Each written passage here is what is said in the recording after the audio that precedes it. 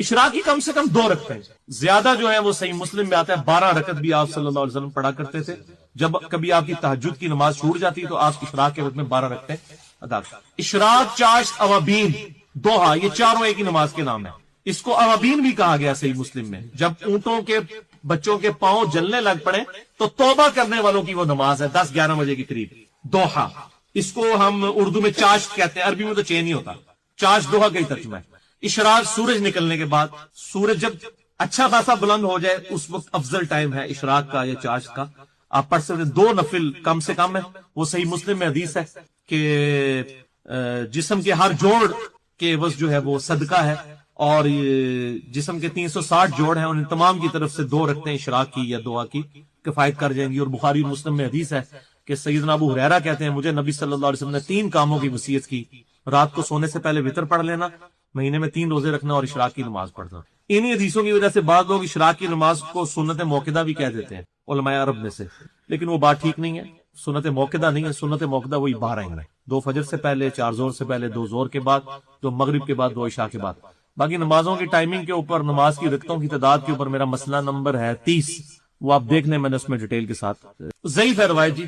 صحیح مسلم میں یہ حدیث ہے کہ آپ صلی اللہ علیہ وسلم فجر سے اشراق تک مسجد میں بیٹھتے تھے. یہ جو حدیث ہے نا کہ جی 1 حج اور 1 عمرے کا ثواب ملے گا، یہ روایت ضعیف ہے. البتہ چونکہ سنت سے ثابت ہو گیا اتنی دیر آپ بیٹھتے تھے تو مسجد میں بیٹھنا چاہیے. اور اس سے بھی آسان وظیفہ جو 3 دفعہ صحیح مسلم میں آیا، آپ 4 کلمات 3 دفعہ پڑھ لیں: سبحان اللہ وبحمدہ عدد خلقہ ورضا نفسہ وزنۃ عرشہ ومداد کلماتہ. یہ کلمات اگر آپ پڑھ لیں، سبحان اللہ وبحمدہ 1 دفعہ ہو گیا نا، یہ 1 کلمہ اس کے ساتھ ہے عدد خلقہ ورضا نفسہ وزنۃ عرشہ ومداد کلماتہ. یہ 4 کلمات بن گئے، چاروں کے ساتھ سبحان اللہ وبحمدہ. یہ 3 دفعہ پڑھ لیں تو آپ کو فجر سے لے کر اشراق تک عبادت کرنے سے زیادہ ثواب مل جائے. تو موجود ہے الحمدللہ، اس میں تو کوئی مسئلہ نہیں ہے، آپ کر سکتے، کوئی ایشو نہیں ہے. یہ بڑا آسان طریقہ ہے، تو ثواب بھی ملے گا، آپ اشراق بھی پڑھیں.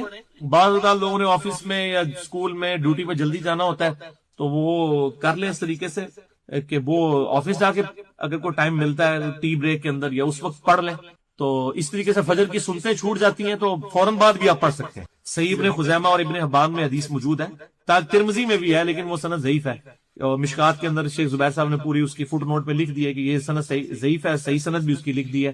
ایک صحابی جو ہے فجر کی نماز کے بعد 2 رکعتیں پڑھ رہے تھے، آپ کھڑے ہو گئے، آپ صلی اللہ علیہ وسلم نے فرمایا یہ کیا پڑھ رہے ہو؟ جب سلام پھیر چکا کہا یا رسول اللہ میری جو پہلی 2 رکعتیں تھی وہ رہ گئی تھی، میں نے وہ پڑھی. آپ صلی اللہ علیہ وسلم خاموش ہو. اسے کہتے ہیں حدیث سے تقریری، کہ آپ کے سامنے کوئی عمل ہوا اور آپ خاموش رہے، وہ دین کا حصہ بن گیا. تو اس سے بات پتہ چلی. اسی حدیث سے امام شافعی، امام احمد بن حنبل، امام مالک کی رزلٹ نکالتے ہیں کہ فجر کے فوراً بعد 2 سنتیں پڑھی جا سکتی ہیں، اور یہ اس حکم سے نکلی ہوئی ہیں جو ہے نا کہ آپ کوئی اور نماز نہیں پڑھ سکتے ان اوقات کے اندر، فجر کے اندر اور عصر کے بعد والے، اس سے یہ باہر ہے، اس کی ایک سیکشن دے دی گئی ہے تو آپ پڑھ سکتے ہیں. اور اگر کوئی سورج نکل کے پڑھنا چاہتا ہے اس وقت بے شک پڑھ لیں. لیکن یہ جو کہتے ہیں نہیں اتنی دیر بیٹھا رہے ہونا، اتنی بڑی سزا اس بندے تو لا رہے ہو. ایک سنت نماز پیچھے فرض کے لیے کہیں لکھا کہ بیٹھا رہے انتظار میں، اس کے لیے آپ کہتے ہیں بیٹھا رہے. کیوں بھائی؟ ایک نماز جب سنت ہے، اس طریقے سے مستحب نمازوں کے لیے بھی ہوتا ہے. یہ اکثر عموماً میں نے اہل حدیث کی مسجدوں میں دیکھا ہے، وہ حدیث وہ ایک لے کے آتے ہیں بخاری مسلم سے، وہ جمعے کی نماز والی کے ایک شخص آیا، وہ آپ صلی اللہ علیہ وسلم خطبہ دے رہے تھے، اس دوران وہ آ کے بیٹھ کے آپ نے فرمایا تو نے مسجد کی 2 رکعتیں پڑھ لی ہیں؟ اس نے کہا نہیں یا رسول اللہ. تو آپ نے فرمایا اس 2 رکعتیں پڑھ. 2 رکعتیں پڑھی، اس کے بعد وہ آ کے تقریر میں بیٹھا. اس سے رزلٹ نکالتے ہیں کہ آپ مسجد میں بیٹھ ہی نہیں سکتے جب تک آپ 2 رکعتیں نہ پڑھ لیں. تو یہ صرف جمعے کی حد تک تو رزلٹ ٹھیک ہے. کسی محدث نے اس سے یہ رزلٹ نہیں نکالا کہ عام حالت میں بھی تحیت المسجد پڑھنا یہ واجب ہے اور آپ بیٹھ نہیں سکتے. اور یہاں دیکھیں میں نے لوگ 5 منٹ رہتے ہیں نہ سنتے پڑھتے ہیں اور بےچارے کھڑے رہتے ہیں انتظار کے اندر. ٹھیک ہے میں ان کی سنت سے محبت کی قدر ضرور کرتا ہوں، لیکن لوگوں کو تو مصیبت میں نہ ڈالیں. آ کے بیٹھ جائیں، کوئی حرج نہیں، آپ نماز پڑھ نہیں آئے. اور اسی طریقے سے اگر آپ زہر کے وقت آئے اور آپ نے زہر سے پہلے سنتیں پڑھ لی ہیں تو وہ تحیت المسجد اور تحیت الوضو کا قائم مقام ہو گئی. تحیت الوضو پڑھیں یا تحیت المسجد پڑھیں، ثواب کا کام ہے، اس میں تو کوئی شک نہیں ہے. سیدنا بلال کا عمل ہے، جب بھی ان کا وضو نہیں ہوتا تھا وضو کر کے 2 رکعتیں پڑھ لیا کرتے تھے. اور آپ صلی اللہ علیہ وسلم نے جنت میں ان کی آہٹ بھی سنی ہے شب معراج. ٹھیک ہے، تو وہ یہ ان کا عمل تھا، یہ بہت اچھا عمل ہے، لیکن فرض و واجب نہیں اس کو آپ قرار دیں. اور جمعے کی بھی آپ رکھتے سن لیں، یہ صحیح مسلم کے اندر حدیث موجود ہے، حکمی حدیث ہے. جس نے جمعے کی نماز کے بعد رکعتیں پڑھنی ہو اسے چاہیے 4 رکعتیں. تو 4 کی حکمی حدیث ہے. 2 والی حدیث جتنی بھی لے کے آتے ہیں وہ ساری کی ساری عمل ہے. دو ہو سکتا ہے آپ نے وہاں پڑھی ہو، دو گھر جا کے. جب یہ آگے نا چار پڑھے، صحیح مسلم میں حدیث ہے، دو کر کے پڑھیں یا ایک سلام سے، دونوں طرح درست ہے. میں نے صلاۃ و تسبیح والا لیکچر مسئلہ 91 میں کھول کے بیان کیا ہے کہ جو نفلی نماز ہے، یہ سنت نماز ہے، اس کو آپ دو کر کے بھی پڑھ سکتے ہیں، ایک سلام سے بھی چار پڑھ سکتے ہیں. تو یہ جائز ہے، صحابہ کرام سے ثابت ہے. تو چار پڑھنی ہے، جمعے سے پہلے کم از کم دو ہیں، اور زیادہ سے زیادہ جتنی مرضی پڑھیں. اور جو صحیح بخاری میں حدیث ہے، جو جتنا جلدی آئے اس کو اونٹ کی قربانی کا ثواب ہے، اس کے بعد جو ہے اس کو گائے کی قربانی کا ثواب، اس طرح کرتے کرتے اینڈ پہ انڈا صدقہ کرنے کا ثواب. اس سے یہ چیز بھی ظاہر ہوئی کہ انڈا بھی حلال ہے. انڈا کہتا ہے حدیث ہی چکر دو جی انڈا حلال ہے کہ نام ہے، ساڈے امام صاحب نے دسیا. تمہارے امام صاحب تو پہلے کوئی نہیں انڈا کھانا. یہ ہے صدقہ صرف حلال چیز کا ہی ہوتا ہے. تو آخر میں جو ہے اس کو انڈے کا ثواب ملے گا. اور اس میں الفاظ ہے پھر جو جتنا آپ چاہو نماز پڑھو. تو جمعے سے پہلے کم از کم دو رکھتے ہیں، زیادہ سے زیادہ آپ 100 پڑھیں. لیکن جب خطیب خطبہ دے رہا ہو، تقریر شروع ہو چکی ہو، پھر آپ نے دو ہی پڑھی، پھر چار نہیں آپ پڑھ سکتے. وہ دو آپ نے پڑھ کے فوراً بیٹھ کے تقریر سننی ہے. اصل تو مقصد وہی تقریر ہے، اور وہ تقریر ہی اصل میں جب خطیب آ جاتا ہے نا ممبر کے اوپر، اس کے بعد رجسٹر بند ہو جاتے ہیں. صحیح بخاری میں حدیث نہ جی عربی اردو کا تو تقریر کے بعد میں مولویوں نے مسئلہ نکالا ہے نا. اس میں الفاظ ہے ممبر پہ آنے سے پہلے. ممبر پہ جب آ گیا جو خطیب ہے تو اب رجسٹر بند، کیونکہ وہ ممبر پہ خطیب آتا تھا تقریر کرنے کے لیے. نبی صلی اللہ علیہ وسلم کوئی تلاوت کرنے کے لیے تو نہیں ممبر پہ آتے تھے، تقریر کرنے کے لیے. اب انہوں نے جو دو ٹکڑے کر لیے نا، تقریر لادا اور وہ خطبہ لادا جس کو عربی والا خطبہ کہتے ہیں، تو وہ پھر آپ مسجد میں ممبر پہ نہ دیں، آپ باہر تقریر کھڑے ہو کے مسجد میں ممبر پہ جو آپ آئیں گے تقریر کرنے یا خطبہ دینے، وہ آپ کا وہی شمار ہوگا. پھر ان کے ساتھ صحیح شر کیا انہوں نے. جب انہوں نے فرق کیا اور لوگ پھر انہوں نے بھی عربی خطبے چنا کہنا تقریر بول ہی رکھو. حالانکہ آپ حنفیوں کی مسجد میں بھی اگر جمعہ پڑھتے ہیں نا، تو امام کی جو تقریر ہے نا اس کی شروع ہونے سے پہلے اگر آپ مسجد میں پہنچیں گے تو آپ کو وہ ایکسٹرا آرڈنری ثواب ملے گا. ادروائز کوئی ثواب جواب نہیں ہے، صرف جمعے کا فرض ہی پورا ہوگا. وہ تو دو رکھتے ہوئے پڑھ لے تو فرض ہی پورا ہو جائے گا. لیکن مقصد دیکھیں اس دن تقریر اصل مقصد ہے. اللہ نے چار کو بھی دو کر دیا. اصل مقصد تو وہ تقریر ہے، تذکیر کے لیے ہوتا تھا. سورہ قاف پڑھا کرتے تھے آپ صلی اللہ علیہ وسلم، صحیح مسلم میں آتا ہے. وہ تذکیر کے لیے تقریر ہوتی ہے، اس لیے چار رکھتے کام کی گئی ہیں اور دو رکھتے. اچھا اس حوالے سے بعض ایک روایت بھی ہے، وہ ضعیف سند کے ساتھ ہے سنن دارقطنی کے اندر، کہ اگر کوئی شخص جمعے میں صرف تشہد میں آگے ملے تو چار رکھتے پڑے. تو یہ روایت صحیح نہیں ہے. صحیح یہی ہے کہ اگر وہ جمعے کے تشہد میں سلام سے پہلے امام سے مل بھی جاتا ہے نا، تو وہ پھر دو رکھتے ہی پڑے گا. اور اگر اس کی رہ گئی ہے تو پھر وہ چار فرض پڑھ لے اس کے زور کے. اور سفر میں تو جمعہ آپ صلی اللہ علیہ وسلم سے ثابت نہیں ہے. اگر کوئی پڑھ لیتا تو جواز کیا تھا کہ ادروائز سفر میں آپ صلی اللہ علیہ وسلم نے دو فرض زور کے ہی پڑھے ہیں، سفر میں جمعہ چھوڑ دیا. ظاہر ہے سفر کے اندر ویسے ہی بندہ تھکا ٹوٹا ہوتا ہے، تقریر کون سنے. اصل تو مقصد تقریر کرنا ہے نا، تذکیر کرنا ہے نا. تو آپ صلی اللہ علیہ وسلم نے اس کو بھی سکپ فرمایا. ہو گیا نا. جب آپ نے فرما دیا جس نے پڑھنی ہے وہ چار پڑھے، تو آپ چاہے مسجد میں پڑھے چاہے گھر جا کے پڑھے جدھر مرضی پڑھے، پڑھنی چار ہے. چار سے آپ بے شک زیادہ پڑھ لیں، 6 بھی ابن عمر سے ثابت ہے. چار پڑھنی ہے، یہ حکمی حدیث ہے. اور وہ کہتا ہے جو گھر جا کے پڑھے وہ 2-3 روایتوں کو جوڑا ہوا ہے. اب صحیح حدیث ہے بخاری کے اندر، ظاہر ہے بخاری کے اندر ہے کہ ابن عمر کہتے ہیں ہم نے ظہر سے پہلے آپ کے ساتھ دو رکھتے بھی پڑھی ہیں. اس سے بعض لوگوں نے رزلٹ نکالا کہ ظہر سے پہلے دو بھی کافی ہیں. یہ غلط رزلٹ ہے، کیونکہ وہ 12 رکعتوں کے اوپر جنت کے محل کی بشارت ہے. اس میں ظہر سے پہلے 4 ہیں. وہ ابن عمر نے جو 2 ساتھ پڑھی ہیں، ہو سکتا ہے آپ صلی اللہ علیہ وسلم 2 حجرے میں پڑھ کے آئے ہوئے ہوں، یا 2 آپ کا ٹائم تھوڑا تھا، 2 آپ نے بعد میں پڑھ لی ہوں. جب الگ سے حدیث موجود ہے نا کہ وہ کیا معاملات ہیں، یہ اسی طریقے سے جیسے گھوڑوں کی دموں والی حدیث جو ہے وہ رفع الیدین پہ لگاتے ہیں. وہ کلیئر ہے کہ تشہد کے وقت تھا وہ سلام ایسے کرتے تھے تو ہاتھ اٹھاتے تھے. اب وہ کہیں گے اس میں سلام کے الفاظ بھی نہیں، وہ آپ دیکھیں وہی حدیث ابو داؤد میں بھی ہے، نسائی میں بھی ہے. اس پہ چیپٹر کیا امام ابو داؤد نے بنایا ہے. اور تقی عثمانی صاحب کو بھی خیال آیا، انہوں نے بھی تقریر ترمذی میں لکھ دیا کہ گھوڑوں کی دموں والی حدیث جو ہے یہ لگانا رفع الیدین پہ یہ علمی خیانت کرنے کے مترادف ہے، یہ اس کے بارے میں نہیں ہے. اور مفتی احمد خان نعیمی صاحب جو ہر چیز الٹی بیان کرتے ہیں، جال آگ کے اندر رفع الیدین کے خلاف چیپٹر باندھا اور یہ روایت انہوں نے اس میں نہیں لکھی. ان کو حیا ہی کہ یہ میں نے نہیں لگا لی، ورنہ وہ ہر شاہی لکھ دیتے ہیں. انہوں نے بھی نہیں یہ روایت لکھی. ان کو بھی خیال ہے کہ یار یہ تو خام مطلب ہم اس کو بدل رہے ہیں دین کو. ہاں یہ خطبے کے دوران، جمعے خطبے کے دوران جو یہ وہ کہتے ہیں وہ پہلے ایسے بیٹھے رہتے ہیں ہاتھ باندھ کے، پھر دوزانوں کچھ بھی نہیں، کہیں بھی ثابت نہیں ہے آپ صلی اللہ علیہ وسلم نے. پہلی تو بات ہے یہ بیٹھتے ہی سارے غلط ہے. احادیث میں جو ملتا ہے وہ یہ ہے کہ صحابہ کرام آپ صلی اللہ علیہ وسلم کی طرف رخ کر کے بیٹھتے تھے، یعنی گول دائرے میں بیٹھنا ہے. جس طرح ابھی ادھر بیٹھے ہیں، انہوں نے میری طرف منہ کیا، ادھر والے ادھر کیا تھا.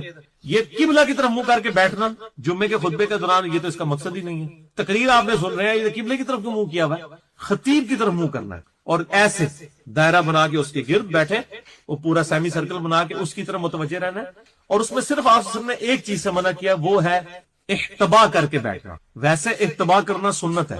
آپ صلی اللہ علیہ وسلم فجر سے اشراق تک احتبا کر کے مسجد میں بیٹھتے تھے، دونوں گھٹنے کھڑے کر کے اور ایسے ان کو پکڑ لینا. اس طرح مسجد میں بیٹھنا سنت ہے. چوکڑی مار کے بیٹھنا بھی، دوزانوں بھی، یہ بھی.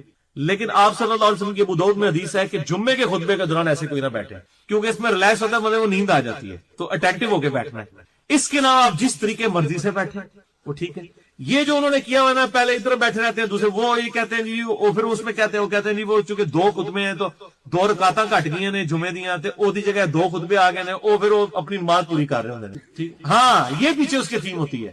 نہیں، ایک ہی نماز کے 3 نام ہے نا. اوابین جو مغرب کے بعد پڑھتے ہیں، کسی حدیث میں نہیں ہے کہ مغرب کے بعد جو پڑھتے ہیں وہ اوابین ہے. اوابین کہتے ہیں توبہ کرنے والے لوگ. اوابین، توابین بھی استعمال ہوتے ہیں. وہ توابون تھے نا جنہوں نے قتل حسین کا بدلے کے لیے وہ گئے تھے، توابون. تو اوابین یہ مسلم شریف کے الفاظ ہے کہ اوابین کی نماز اس وقت ہے جب کہ اونٹنی کے بچے کے پاؤں دھوپ کی وجہ سے، زمین گرم ہونے کی وجہ سے جلنے شروع ہو جائے. اگر مغرب کے وقت ایسا ہوتا ہے تو ٹھیک ہے، وہ آپ نے دھوپ کی وجہ سے ساری چیز بتا دی. یہ نام ہے. مثلا میں آپ نماز، اب عشاء کی نماز کو آپ رات کی نماز کہیں، کوفتہ کی نماز کہیں، عشاء کی نماز کہیں، نائٹ پریئر کہیں، 10 نام رکھ لیں. تو ایک نماز کے جیسے قرآن کی کئی صورتوں کے کئی نام ہے نا، تو یہ کئی نام ایک نماز کے ہیں. اسی کو اشراق کی نماز بھی کہا گیا ہے، اور کہا گیا کہ اشراق کی نماز تو اصل میں توبہ کرنے والوں کی نماز ہے، تو آپ نے اس کا نام ایک اوابین بھی رکھ لیا. اچھا یار، اشراق کی نماز جو ہے یہ صدقہ کے ایکویلنٹ ثواب دینے والا، وہ صحیح مسلم میں حدیث موجود ہے. اچھا، یہ کب پڑھی جاتی ہے؟ جب وہ جو ہے وہ سورج کی روشنی کی وجہ سے، کہتے ہیں دوحا کے وقت، جب خوب دوحا کہتے ہیں صبح کا وقت جب سورج چمک اٹھے، تو اس کو آپ دوحا بھی کہہ سکتے ہیں. ٹھیک ہے. تو جیسے مغرب کی نماز کو آپ مغرب کی نماز کہہ سکتے ہیں، غروب آفتاب کے بعد کی نماز کہہ سکتے ہیں، عشاء سے جسٹ پہلے والی نماز، جتنے مرضی آپ نام رکھیں. تو یہ ایک ہی نماز کے جب نام مختلف ہیں تو آپ یہ پوچھنے کی ضرورت ہی نہیں ہے کہ آپ جس نے وہ پڑھ لی اشراق تو اس کو چاش کا بھی ثواب ملے گا. نام ہی ایک نماز کے کئی نام، جتنے مرضی پڑھے جی. نفلوں کے تو کوئی نہیں، باقیوں کے بھی بے شک جو نیت، نفلوں کے تو کوئی قدر نہیں ہے. اشراق کے 2 نفل پڑھے، اگلی کے اوپر پھر اشراق کی نیت کر لیں، 12 نفل تو پڑھ سکتے ہیں اشراق کے. اور مغرب سے عشاء تو وہ جامع ترمذی میں حدیث ہے حذیفہ بن یمان کی، جو آپ صلی اللہ علیہ وسلم کو ملنے کے لیے گئے تو کہتے ہیں مغرب کی نماز آپ صلی اللہ علیہ وسلم نے پڑھی. ٹھیک ہے، یہ میری 72 حدیثوں میں بھی ہے، کیونکہ اسی میں بشارت ہے سیدنا حسن حسین والی بھی. حضرت حذیفہ کہتے ہیں غزاصدار رسول، وہ کہتے ہیں میرا خواہش کی کہ میں اپنی اور اپنی ماں کے لیے جا کے دعا کرواؤں نبی صلی اللہ علیہ وسلم سے. اللہ تعالیٰ نے آپ صلی اللہ علیہ وسلم کی دل میں یہ بات ڈال دی. اچھا، وہ کہتے ہیں نماز پڑھ کے فارغ ہوا تو حضور سے نفل پڑھنا شروع ہو گئے مغرب کے بعد. جامع ترمذی میں حدیث ہے. اتنے نفل پڑھتے رہے حتیٰ کہ عشاء کا وقت ہو گیا. اب عشاء 8:30 نہیں سی، 1.5 گھنٹے بعد عشاء آپ لیٹ پڑھ دے سب. 2 ڈھائی 3 گھنٹے آپ نفل پڑھتے رہے. کتنے نفل ہیں؟ یہ تو 6 کہتے ہیں نا. ابھی 6 والی روایت ہے ترمذی میں، امام ترمذی نے ساتھ لکھا ہے کہ بالکل جعلی روایت ہے، لیکن وہ ساتھ نہیں بتاتے ہیں. امام ترمذی نے لکھا ہے، ہر شے موجود ہے بھائی لکھی ہوئی. قادیانیہ کول جاؤ گے وہ بھی تمہیں روایتاں دکھان گے، جعلی روایتاں انہاں کول بھی ہے کہ جس سال وہ سورج گرہن اور چاند گرہن لگا اور یہ ہو جائے گا، ہر چیز بٹھا دیتے ہیں. وہ تعلق قادری صاحب نے بھی تقریر کر دی، اس کا کلپ بھی انہوں نے ڈال دیے بیچ میں، اور تعلق قادری صاحب سے گاٹے بھی فٹ کرتی ہے انہوں نے روایت. ٹھیک ہے، تو وہ بھی جعلی روایت ہے، جھوٹی روایت ہے، مرسل ٹوٹی ہوئی روایت ہے. یہ ساری روایتیں گھڑی جاتی ہیں اور پھر یہ فٹ. بعض حذیفہ بن یمان کی ترمذی میں حدیث ہے، آپ صلی اللہ علیہ وسلم کہتے ہیں میں نے کہا چلے آپ نماز پڑھ لیں، عشاء بھی ہوگی. عشاء بھی آپ پڑھ چکے تو رات کے اندھیرے میں آپ صلی اللہ علیہ وسلم کہتے ہیں میری پھر بھی جرت نہیں ہوئی. پھر آپ جب واپس گھر جا رہے تھے تو میں آپ صلی اللہ علیہ وسلم کے پیچھے چلنا شروع ہوا. آپ صلی اللہ علیہ وسلم نے پوچھا کون؟ حذیفہ. کہ یا رسول اللہ میں ہی حذیفہ ہوں. آپ فرمایا اللہ تعالیٰ تیری اور تیری ماں کی مغفرت کر. اور وہ کیا کہتے ہیں میں چلا ہی نیت سے تھا کہ اپنی اور اپنی ماں کے لیے دعا کراؤں. پھر کہا حذیفہ آج ایک ایسا فرشتہ میرے پاس آیا جو آج سے پہلے کبھی نہیں زمین پر اترا، اور اس نے مجھے خبر دی ہے. یا رسول اللہ کیا خبر دی ہے؟ یہ رازدار رسول تھے، ان کو منافقین کے نام بھی بتائے، یہ بات بھی بتائی. فرمایا مجھے خبر دی ہے کہ میرے بیٹے حسن اور حسین جنتی نوجوانوں کے سردار ہیں، اور میری بیٹی فاطمہ جنتی عورتوں کی سردار. اور یہ جو حصہ ہے نا بیٹی فاطمہ جنتی عورتوں کی سردار ہے، یہ بخاری اور مسلم میں بھی ہے. وہ جو آپ نے ایک بات کان میں کہی تو وہ رو پڑی اور پھر دوسری بات کی تو ہنس پڑی، اس میں بھی یہ الفاظ ہیں. یہ حدیث پوری جو ہے وہ اس طرح سٹارٹ ہوتی ہے جو ہم اینڈ پہ لیتے ہیں کہ آپ صلی اللہ علیہ وسلم نے فرمایا کہ حسن و حسین جنتی نوجوانوں کے سردار اور حضرت فاطمہ جنتی عورتوں کی سردار. یہ پوری حدیث جو ہے وہ حذیفہ بن یمان کی یہاں سے سٹارٹ ہوتی ہے. اس سے یہ ثابت ہوئی کہ مغرب سے عشاء تک آپ جتنے مرضی نفل پڑھیں، اور یہ 2 ٹائم بڑے عبادت کے لیے آئیڈیل ہیں. فجر سے عشراق کوئی آپ کو تنگ نہیں کرے گا، اور مغرب سے عشاء کیونکہ وہ اس وقت کھانے پینے اور اس میں ٹائم نکل جاتا ہے. اور عرب کے اندر نا لوگ مغرب پڑھ کے گھر نہیں جاتے ہیں، میجورٹی لوگ مغرب کے بعد عشاء پڑھ کے جاتے ہیں. کیونکہ 1.5 گھنٹے کے ایگزیکٹ بعد جو ہے نا وہ عشاء کی اذان ہو جاتی ہے، وہ بالکل اول وقت میں پڑھا لیتے ہیں، حالانکہ وہ افضل وقت نہیں ہے لیکن امت کی آسانی کے لیے جائز بھی ہے۔ بخاری اور مسلم میں حدیث ہے، اگر مجھے امت کا خیال نہ ہوتا تو میں عشاء کی نماز میں تاخیر کا حکم کر دیتا، تو وہ 1.5 گھنٹے بعد، 1.5 گھنٹہ بھی کیا ہوتا ہے، وہ 1 گھنٹہ ہی بچ جاتا ہے، کیونکہ مغرب کی اذان اور عشاء کی اذان میں 1.5 گھنٹے کا فرق ہوتا ہے۔ مغرب کی اذان ہوئی، پھر نوافل کا وقفہ ہوا، پھر نماز ہوئی، نماز کے بعد جو ہے وہ جنازے پڑھا گیا، اس کے بعد لوگ اپنی سنتیں پڑھتے ہیں، آدھا گھنٹہ ویسے رہ جاتا ہے، پیچھے 1 گھنٹہ رہ جاتا ہے نماز میں، لوگ کہتے ہیں جناب واپس جائیں گے پھر وضو کریں گے، تو لوگ وہاں پہ عشاء پڑھ کے ہی جاتے ہیں۔ یہ ویسے بڑی اچھی روٹین ہے عرب کے اندر، ایک ٹریڈیشنل، حرمین شریفین میں تو میں نے دیکھی ہے، عام مسجدوں میں نہیں لیکن حرمین کے اندر یہ ہے، ٹھیک ہے، کہ بھئی لوگ پڑھ کے ہی جاتے ہیں عشاء کی نماز، مغرب کے بعد اتنی دیر مسجد میں وہ بیٹھے رہتے ہیں، بڑا آئیڈیل ٹائم۔ اشراق کا ٹائم سورج کی جب ٹکیا باہر آ جائے، مسئلہ نمبر 30 میں نے بتایا نا، سورج کی جب ٹکیا وہ زد ٹکیا باہر آ جائے نا، پوری ٹرانزیشن پیریڈ میں جب ہوگی اس وقت وہ نماز پڑھنا منع ہے، تو جیسی پوری باہر آ جائے ٹکیا، تقریباً 7-8 منٹ کے بعد جب ٹکیا پوری باہر آ جائے اشراق کا ٹائم شروع ہو جاتا ہے، لیکن افضل وقت یہ ہے کہ اس کی روشنی بھی، یعنی وہ ٹکیا روشنی میں بدل جائے، یعنی زرد رنگ پیلے میں، تو وہ افضل وقت ہے، اس وقت پڑھیں، یعنی تقریباً 20-25 منٹ، آدھے گھنٹے کے بعد وہ زیادہ بہتر ہے۔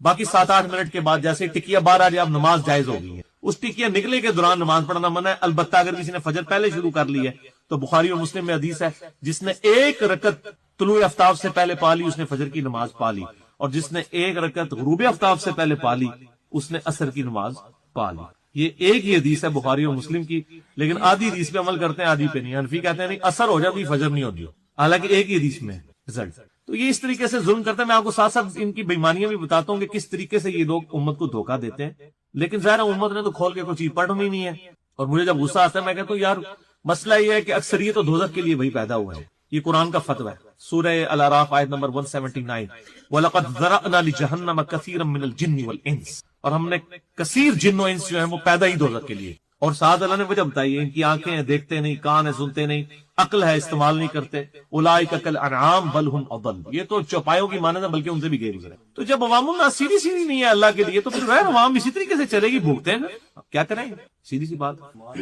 ہاں نماز جب نکل جائے تو گھر پڑھنے سے اس لیے منع کیا جاتا ہے کہ مسجد میں چلے جائیں، ہو سکتا ہے آپ کو کوئی اور جماعت چھوٹی بھی مل جائے، یعنی بعد میں بھی جماعت کروا سکتے ہیں نا۔ ترمذی میں ایک ضعیف روایت ہے لیکن صحیح روایتیں اور کتابوں کے اندر بھی موجود ہیں کہ آپ جو ہے وہ دوسری جماعت بھی کروا سکتے ہیں، تیسری بھی کروا سکتے ہیں، چوتھی بھی کروا سکتے ہیں، لیکن عادت نہ بنائیں کہ آپ جان بوجھ کے لیٹ ہونا شروع کرتے ہیں۔ تو گھر پڑھنے سے اس لیے منع کیا تھا۔ ویسے اگر آپ کو یقین ہے کہ میں مسجد میں، ایسی جگہ مسجد ہے جہاں پہ بس جو جماعت ہوگی اس کے بعد کوئی آتا نہیں ہے یا اب ٹائم بھی تھوڑا ہے، تو آپ گھر پڑھ لیں، گھر نماز ہو جائے گی۔ وہ گھر پڑھنے سے اس صورت میں منع کیا گیا ہے جب آپ مسجد میں جماعت چھوڑ دیتے ہیں۔ ویسے اگر کوئی لیٹ ہے تو جہاں مرضی پڑھے۔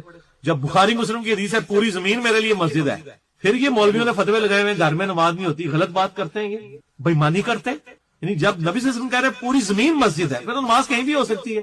وہ اس لیے ترغیب کے لیے کہ آپ کی فجر کی یا زور کی جماعت رہ گئی ہے تو آپ مسجد میں چلے جائیں، کوئی لیٹ آیا ہوا مل جائے گا تو جماعت ہو جائے گی۔ یہ نہیں ہے کہ گھر میں نماز ہی نہیں ہوتی ہے۔ اگر جماعت چھوٹ گئی تو ظاہر اب آپ کہیں گے میں اتنی دور جاؤں گا، ہونا بھی کچھ نہیں، میں گھر ہی پڑھ لوں، تو ٹھیک ہے، جائز ہے، کیوں نہیں جائز۔ اور سوال کسی آپ بس جب طلوع ہو جائے اس وقت پھر پڑھ لیں، وہ تو صحیح مسلم حدیث ہے، آپ صلی اللہ علیہ وسلم کے ساتھ بھی ایسا ہوا تھا، اسی وقت آپ پڑھ لیں نماز۔ نہیں، اس میں یہ ہے کہ آخری اگر کسی کی 1 رکعت چھوٹ گئی ہے تو وہ اب جب آخر میں پڑھے گا وہ اس کی چوتھی رکعت ہوگی نا، تو وہ کہتے ہیں یہ سلاب والے سال پیدا ہوا سی، اور جس سال سلاب آیا سی نا اس تو اگلے سال پیدا ہوا سی، وہ 1992 ہمارے یہاں پہ بھی ایک بینچ مارک کے طور پہ مانا جاتا ہے، عرب میں چلتے ہی ہے۔ اس اعتبار سے ابراہ کے لشکر کو جو اللہ تعالیٰ نے ہلاک کیا، جس کا ذکر سورۃ الفیل کے اندر موجود ہے، جامعہ ترمذی میں حدیث ہے کہ اللہ کے محبوب صلی اللہ علیہ وآلہ وسلم عام الفیل والے سال پیدا ہوئے، یعنی اس سال یہ بہت بڑا ایک واقعہ ہوا تھا کہ کعبے پر چڑھائی کرنے کے اگینسٹ اللہ تعالیٰ نے اسے ہلاک کیا ابراہ کو۔ دلائل النبوہ امام بیہقی کی کتاب ہے، آلموسٹ 3500 اس میں احادیث ہے، اس میں نبی الاسلام کی پوری بایوگرافی اس اعتبار سے موجود ہے۔ اس کے شروع میں آپ کو ملے گا، بلکہ 4 نمبر کے اوپر یہ حدیث ہے۔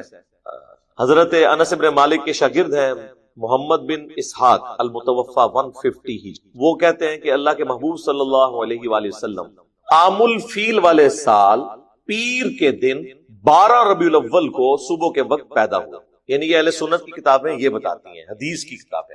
اہل تشیع کے ہاں بھی جس طرح ہمارے ہاں صحیح بخاری ایک موسٹ اتھینٹک بک ہے احادیث کی، ان کی ہے اصول الکافی، اس میں جو 110 نمبر چیپٹر ہے وہ نبی الاسلام کی پیدائش سے متعلق ہے. اس میں بھی لکھا ہوا ہے کہ نبی صلی اللہ علیہ وآلہ وسلم عام الفیل والے سال 12 ربیع الاول کو منڈے کے دن پیدا ہوئے، لیکن پریکٹیکلی اہل تشیع میلاد جو ہے وہ 17 ربیع الاول کو مناتے ہیں، لیکن ان کی بکس 12 ربیع الاول بتا رہی ہے. یہاں پہ بھی اہل سنت کے ہاں بریلوی مکتب کے جو لوگ ہیں وہ 12 ربیع الاول کو منا رہے ہوتے ہیں. اہل حدیث نے چونکہ منانا نہیں ہوتا تو وہ اس گیم میں ڈالے ہوئے ہیں انہیں کہ یار یہ 12 نہیں 9 ہے. اور دوسری طرف ان کے لیے اپنی بہت بڑی مصیبت ہے کہ احمد بریلوی صاحب نے فتاوی رضویہ میں 8 ربیع الاول پیدائش کا دن لکھ دیا ہے، لیکن انہوں نے کہا چونکہ اب 12 ایک ترویج پکڑ گیا لہٰذا 12 ہی چلتا رہے، ہے 8 ہے. اور اس سے بڑھ کر ان کے جو پیرانے پیر ہیں شیخ عبد القادر جیلانی، ٹھیک ہے، جن کے اوپر پورے کا پورا تصوف کا سلسلہ انہوں نے کھڑا کیا ہوا ہے، المتوفا 561 ہجری، وہ انہوں نے غنیت الطالبین میں نبی الاسلام کے جو پیدائش کا دن اور تاریخ بتائی ہے وہ 10 محرم بتائی ہے. یعنی جو مسلمانوں کے بچے کو پتا ہے وہ چیز شیخ عبد القادر جیلانی کو نہیں پتا تھی، کیونکہ انہیں علم غیب نہیں تھا. پوری امت کو علم غیب ہے. کہتے ہیں نا بزرگ جو ہے دلوں کا حال جان لیتے ہیں. جن بزرگوں کا یہ حال ہے کہ انہیں اپنے پیغمبر کی پیدائش کا مہینہ نہیں پتا. ٹھیک ہے تاریخ میں اختلاف ہے، لیکن مہینے کے اوپر تو امت کا اجماع ہے کہ ربیع الاول کا مہینہ ہے. وہ انہوں نے 10 محرم لکھ دی. چلو تاریخ میں غلطی کھا سکتے تھے، اس میں کیوں غلطی کھا دی؟ اتنی حیران کن بات ہے. ایون ہندوؤں کی کتابوں سے ڈاکٹر ذاکر نائک نے جو کلکی پرانا ہے اس سے ریفرنس دیا تھا کہ وہاں پہ بھی موجود ہے کہ بہار کے مہینے کے دوسرے عشرے کی دوسری تاریخ کو آخری کلکی جو ہے وہ پیدا ہوئے. تو as far as books are concerned اہل سنت اور اہل تشیع کی جو کتابیں ہیں نا وہ 12 ربیع الاول ہی بتاتی ہیں، لہٰذا اس تاریخ کے حوالے سے کوئی جھگڑا کرنے کی ضرورت نہیں ہے. اب بعض لوگ کہتے ہیں جی محمد بن اسحاق تابعی ہیں، انہوں نے سند پوری بیان نہیں کی ہے. تو ہمارے پاس نبی علیہ السلام کے مبارک زمانے کے سب سے قریب اگر کوئی ریفرنس ملتا ہے نا تو وہ یہی ملتا ہے. اب ابن تیمیہ تو آئے ہیں 700 سال بعد، ان کی بات مانیں یا ایک صحابی کے شاگرد کی بات مانیں جب ہمارے پاس کوئی اور دوسری روت نہ ہو. اچھا اب آ جائیں اللہ کے محبوب صلی اللہ علیہ وآلہ وسلم کی وفات کا دن. وہاں پہ بھی دن پہ تو اتفاق ہے کہ منڈے ہے، کیونکہ بخاری مسلم دونوں میں موجود ہے کہ اللہ کے محبوب صلی اللہ علیہ وآلہ وسلم جب آخری دفعہ مسجد نبوی میں آئے اور سیدنا ابوبکر صدیق رضی اللہ تعالیٰ عنہ امامت فرما رہے تھے صحابہ کی، تو حجرے کا جب پردہ ہٹایا تو صحابہ کہتے ہیں کہ قریب تھا کہ ہم حضور کے دیدار شوق میں اپنی نماز توڑ دیتے، لیکن آپ نے مبارک ہاتھوں سے اشارہ کیا کہ اپنی جگہوں پہ رہو. پھر آپ اندر چلے گئے اور اسی دن صبح چاشت کے وقت نبی علیہ السلام کی وفات ہوئی. یہ بخاری میں بھی ہے، مسلم میں بھی منڈے کا دن. مہینہ بھی ربیع الاول کا، تاریخ کوئی کنفرم نہیں کہ کون سی. اب بعض لوگ سوچ رہے ہوں گے ہمارے چھوٹے چھوٹے بچوں کو تاریخیں پتہ ہے. بھائی اس زمانے میں تاریخیں اس طرح سیف نہیں کی جاتی. اگر آپ کو یقین نہ آئے تو آپ کے گھر کوئی بڑا بوڑھا موجود ہے نا، اس سے ذرا اس کی تاریخ پیدائش کی تو اندازے سے اس زمانے میں شناختی کارڈ پہ بھی اکثر لوگوں کی اندازے سے لکھی ہے، کئی لوگوں کو تو پتہ ہی نہیں. اگر آج سے 100 سال پہلے یہ حال تھا تو 1400 سال پہلے کیا صورتحال ہو. باقی ہم جو لکھتے ہیں یہ اندازے ہی ہوتے ہیں نا. ان زمانوں میں اس طرح عرب کے اندر کلچر نہیں تھا. البتہ دنوں کا اعتبار ہوتا تھا کہ منڈے کے دن، جس طرح آپ کو دلائل النبوہ میں ملے گا کہ اللہ کے محبوب صلی اللہ علیہ وآلہ وسلم منڈے کو پیدا ہوئے، منڈے والے دن آپ نے ہجرت فرمائی، منڈے والے دن آپ کی ڈیتھ ہوئی. تو منڈے کے دن کی بڑی اہمیت ہے اس اعتبار سے. لیکن تاریخیں اس طرح رپورٹ نہیں ہوئی. البتہ سب کانٹیننٹ میں اہل حدیث حضرات نے اور دیوبند نے مل جل کے بریلویوں کو قابو کرنے کے لیے مشہور کر دیا کہ یہ 12 ربیع الاول نبی علیہ السلام کی وفات کا دن ہے تاکہ یہ منانا چھوڑ دیں. بھئی وہ تو وفات کے دن پہلے ہی عرس کی شکل میں کتنے بزرگوں کے منا رہے ہیں، اس سے تو انہوں نے باز نہیں آنا تھا. تو یہ تو انفیئر مینز والی بات ہوئی نا. انہوں نے کہا نہیں 9 ہے، انہوں نے کہا ٹھیک ہے آپ 9 کو منا لیں، ہم 12 کو منائیں گے. تو اس طرح تو مسئلہ حل نہیں ہوگا. تو اس حوالے سے جب میں خود بریلوی تھا نا، 2001 کی بات ہے، اس زمانے میں نے ایک ریسرچ پیپر لکھا تھا، وہ آج بھی میری ویب سائٹ کے اوپر رکھا ہوا ہے ahlsunnatpak.com، کہ 12 ربیع الاول اللہ کے محبوب صلی اللہ علیہ وآلہ وسلم کا یوم وفات نہیں ہے. وہ آج تک رکھا ہے. بعض لوگ کہتے ہیں کیوں رکھا ہوا ہے؟ اس لیے کہ بھئی اس تحقیق کے ساتھ ہم آج تک ایگری کرتے ہیں. یہ تو نہیں ہے کہ بریلویوں کی ساری باتیں غلط ہیں اور دیوبند کی ساری باتیں غلط ہیں اور اہل حدیث کی ساری باتیں غلط ہیں اور اہل تشیع کی ساری باتیں غلط ہیں. اب تو آپ لوگوں کو پتا چلا ہے کہ شیعہ کی کئی باتیں صحیح نکل آئی ہیں تو باقی فرقوں کی بھی ٹھیک نکل آتی ہیں. تو اس میں نے بخاری مسلم سے ثابت کیا تھا، صحیح بخاری اور صحیح مسلم دونوں میں یہ حدیث موجود ہے جو میں نے بیان کی. نبی علیہ السلام کی وفات کا دن منڈے، مہینہ ہو گیا چلے ربیع الاول، اور سن بھی سب کو پتا ہے 11 ہجری. اور بخاری اور مسلم میں یہ حدیث ہے کہ اللہ کے محبوب صلی اللہ علیہ وآلہ وسلم نے جو زندگی میں ایک حج کیا وہ حج آپ نے کیا 10 ہجری کے اندر، اور جب آپ نے حج کیا تھا اس دن یوم عرفہ، صحیح بخاری اور مسلم میں آتا ہے کہ وہ جمعے کے دن، یعنی 9 ذوالحجہ یوم عرفہ، میدان عرفات والا، وہ نبی علیہ السلام نے جس سال حج کیا 10 ہجری میں وہ جمعے کے دن آیا۔ تو ذوالحجہ کے بعد اگلا مہینہ کون سا؟ محرم، پھر سفر، اور پھر ربیع الاول، اور ربیع الاول میں آپ کی ڈیتھ ہو گئی۔ اب یہ بیچ میں جو 3 مہینے انوالو ہو رہے ہیں نا، ذوالحجہ، محرم اور سفر، یہ تینوں مہینے آپ 30 کے رکھ لیں، حالانکہ 3 30 کے نہیں ہوتے، تینوں 29 کے رکھ لیں، 2 29 1 30 یا 2 30 1 29، یہ 4 پاسبلٹیز بنتی۔ کسی بھی صورت ربیع الاول میں جو 12 کی ڈیٹ آ رہی ہے وہ منڈے والے دن نہیں بنتی، جبکہ بخاری مسلم میں ثابت ہے کہ حضور کی ڈیتھ ہوئی ہے منڈے والے دن۔ تو منڈے کے دن 12 ربیع الاول آتی نہیں ہے، چاہے تینوں مہینوں کو کسی بھی اعتبار سے رکھ لیں۔ تو یہ دونوں طرف کنسٹرینٹ موجود ہے۔ 10 ہجری میں 9 ذی الحجہ جمعے کے دن آئی، اور ادھر وفات ہوئی منڈے کے دن۔ تو آپ کیلکولیشن شروع کرتے ہیں، وہ سارے ٹیبل میں نے بنائے، وہ ٹیبل مختلف علماء کے پاس گئے، سب لوگ جو ہے نا، سب سے زیادہ تو علمی اپنے آپ کو اہل حدیث سمجھتے ہیں، وہ بھی فیل ہوئے۔ حتیٰ کہ شیخ زبیر علی صاحب سے جب میری بعد میں ملاقات ہوئی، میں نے کہا شیخ صاحب اس زمانے کا ایک ریسرچ پیپر آپ کو بھی اہل حدیثوں نے بھجوایا تھا، تو آپ نے جواب کیوں نہیں دیا؟ کہتے ہیں جواب کہاں سے دیتا، صحیح لکھا ہوا تھا۔ تو خاموش رہنے میں ہی عافیت تھی، اور پھر انہوں نے اس کا پریکٹیکل ثبوت دیا۔ آپ دیکھیں جو درود شریف پہ جو کتاب ہے نا، فضل الصلاۃ علی النبی، جو پہلے 300 سال میں کتاب لکھی گئی قاضی اسماعیل رحمہ اللہ نے، 107 احادیث اور آثار ہیں درود شریف پہ، اس کے جو آخر میں جا کے نا نبی علیہ السلام کی بایوگرافی نا مختصر لکھی ہے شیخ زبیر صاحب کہ آپ فلاں سن میں پیدا ہوئے، فلاں ہجری میں جو ہے وہ بدر ہوئی، اس میں احد ہوئی، آپ کی زندگی کے جو بڑے بڑے واقعات۔ اینڈ پہ جا کے انہوں نے لکھا کہ آپ کی وفات سوموار کے دن ربیع الاول میں ہوئی، تاریخ نہیں لکھی، ورنہ تو لکھ دیتے نا اہل حدیثوں کو خوش کرنے کے لیے 12 ربیع الاول، نہیں لکھی۔ ایون جو سیرت الرسول والی کتاب ہے محمد بن عبد الوہاب صاحب کے بیٹے کی، عبداللہ کی، وہ آپ کو یہاں سے باہر سے مل بھی جائے گی، ہم نے PDF بھی اس کا رکھا ہوا ہے، اس میں بھی آپ دیکھیں تو انہوں نے محمد بن اسحاق کا وہ قول نقل کیا ہوا ہے۔ امام المغازی ہے، سیرت ابن اسحاق دنیا میں پہلی سیرت کی باقاعدہ کتاب ہے، اور یہ امام ابن اسحاق جو تھے المتوفى